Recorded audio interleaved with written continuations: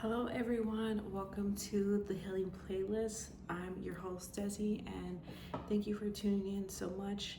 This channel is created for my two passions that I have within this life. I'm a huge advocate when it comes to therapy, any self-development, any mental awareness. So that's where the healing part of the name of the healing podcast, the healing playlist, comes from, along with when it comes to topics that I'm really passionate about. It's music, so that's where playlist comes in. So I'm trying to push out as much as videos as I can because I have a lot that I like to say. This is going to be my first channel that I'm going to try my best to be really active on and just load out different material that I'm reading on, along with any story times that I may come across, any music that has helped me out throughout my life. And that topic, when it came to me creating my first episode, is the episode of how Kendrick Lamar saved my life. And this topic came about with me coming up with a name along with what topics when I want to talk about. I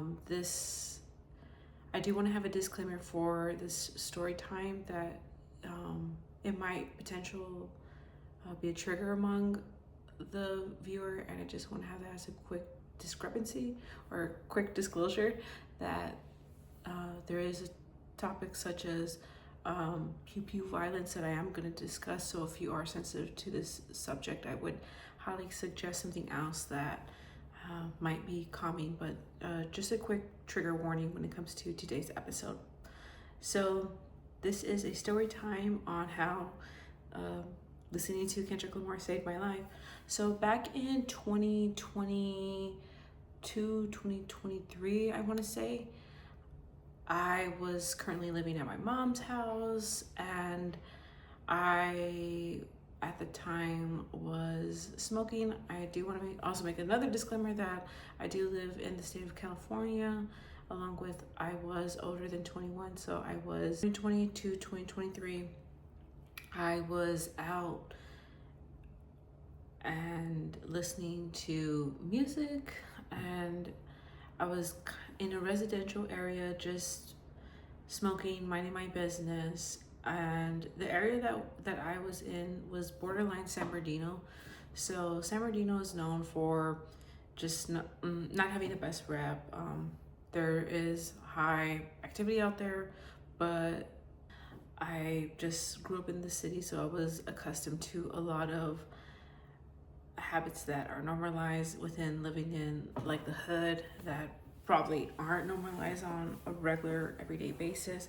But regardless, I was out and about, smoking. Right near I'm smoking, this guy comes up to me, and as he's walking towards me, I see he's holding something, and he was holding a pew pew.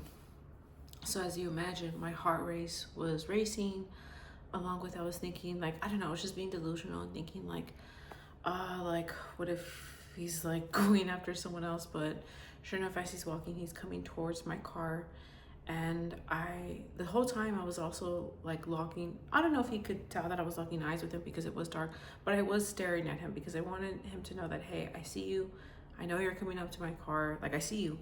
So sure enough, he comes up to my car, and with his pew pew hits the glass on my window to basically, I just froze because I knew that he could have taken any action that could have had severe consequences to it. So I was just in a fight or flight mode, and I was flying. I did not fight because I just was in shock, because I've grown up in that area. I've hung out there plenty of times.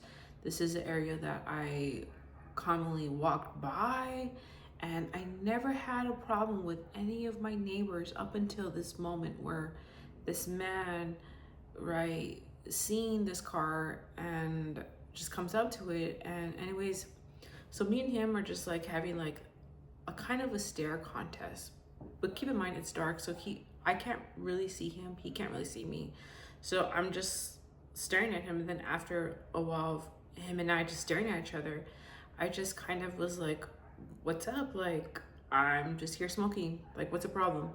And he just was there for like a few seconds, and then was just, again, we were just having this stare contest.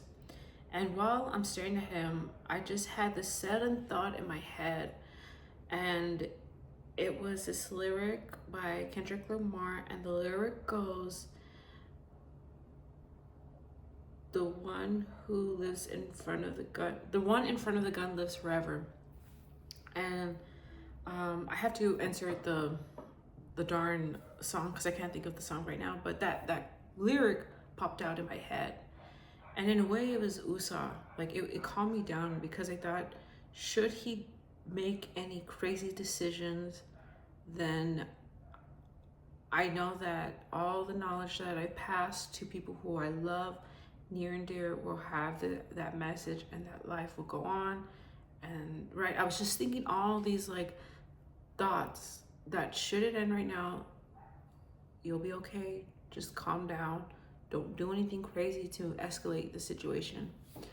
So I just stayed there. And then so after like maybe I want to say like a minute of us just staring at each other, he just like walks away. And keep in mind, the whole time he's holding his pew pew like right in front of me, like I'm staring at him, he's staring at me. And so he just walks back to like, I guess like the fence that he had hopped over, and just like went back to his house, I'm assuming.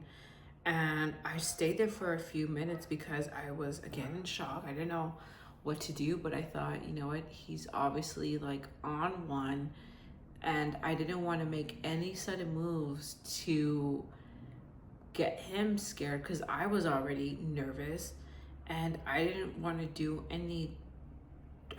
jump to anything that would have escalated the situation. So he walks back, and then after a minute or two, I just started my car and I took off and I drove. And I drove because that was the original plan. I was already planning to go out to eat, but I just drove to this neighborhood city and just got Wingstop, ordered the food, and ate in my car. And I just started having a panic attack, to where I drove myself to near the hospital. Unfortunately, the hospital was right near the Wingstop, but I just like drove near the hospital, or I drove in the hospital, and just thinking like, do I really want to get checked out for having a panic attack, or can I just calm this down? Like, what can I do to help myself out? And I ended up just, I didn't eat in my car. And I remember like eating and just like crying, and just having the self-realization like, oh my gosh, like I went outside innocently thinking I was just gonna go out, have a little me time, and then go out to eat and come back home, and how like all of that whole situation was just scary. And I lost trust within like that neighborhood, to the point where I didn't go on walks afterwards for maybe like a year or two, just because I had that much PTSD, to avoid that area. Like, because I drove past it every day to like go to work, come home, like whenever, like it was literally like the block over from like where my mom lives. So I passed that area every day, and I just didn't want to go walking. Since then, I don't go out and smoke in public areas. I don't really hang out in like public places where I'm in my car, even, just because of that reason. So it's really changed my mindset of my safety and what that looks like now. And so that's some PTSD, along with safety precautions that I carry now from that incident. Along with, I did decide to enroll in therapy afterwards, because it was a traumatic event, yes, and then I also experienced something else traumatic around that time, where I thought, okay, I can't handle this. I can't handle this on my own. I've told friends about this, and I just need to talk about it to a professional way, in a professional way. And the healthiest route for that was for me to go to therapy. So I ended up in therapy. This was my first time seeing this therapist, and it was so great because I was able to see her for free, considering that my mom is part of the union, so they have a bunch of good benefits when it comes to um, like emotional support programs. And since I lived under her roof, I was able to be part of that program. So I immediately, probably within a few weeks, enrolled in therapy. And the first therapy session, I discussed it with my therapist and told her, this is why I'm back here, this is why I'm here, is because I had this traumatic event. I don't know how to handle it. And from there, we went on, and I continued all the sessions and talked about what my safety meant, along with all the other traumatic events that had happened in my previous hometown. And don't get me wrong, I love where I'm from. I'm super grateful I got to get mentors out there. I'm super grateful I got to have good friends. But at the end of the day, it was traumatic living in that town where I grew up because of that incident and multiple incidences. So talking to my therapist about wanting to leave the area that I'm from, that yes, I love the area, and yes, like I have it good here because I live with my mom. I live there rent free, but like it just wasn't in my best interest to live there. So opening up to her about wanting to move out, wanting better for myself, and just wanting better, right? And so how that incident had sparked a thrive in me wanting to leave. And lo and behold, in today's future presence, I did move out, and it did take me a few years. And now I'm in a weird position again where I want to go to therapy, but it's just financially hard for me to see a therapist. Because I would like to go back to therapy, but I'm not too sure if it's the right time for me, because I'm trying to figure all this out as an adult, along with being in therapy for a decade. I feel like it's a safe, even though like I'm in an uncomfortable situation, I feel like I'm gonna do the best because I haven't seen myself do any slips. I'm actively going out to the gym. I'm actively going out to volunteer, to get myself out of the house. But I'm doing all these productive things to make me not be depressed. But I really wanted to share the story. I'm lying. I didn't want to share the story because part of me wanted to always thank Kendrick Lamar if I had ever run into him and tell him the story about how his lyric literally saved my life, and how in a very heavy situation I was able to be calm about it and get out of there alive, and how he's also lived through similar instances where he came out alive and came out strong and resilient, right? Everything, all those characteristics is what I saw myself, and what his music had helped me on that crazy traumatic day. But that's the short story of how Kendrick Lamar's music saved my life.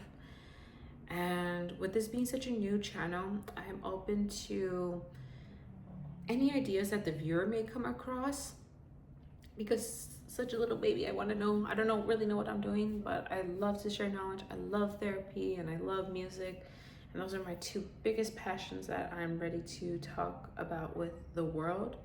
And I can't wait to publish this video and see. But if you can share this channel, I would be extremely grateful for that. Give it a like, whatever you want. Regardless, thank you for watching.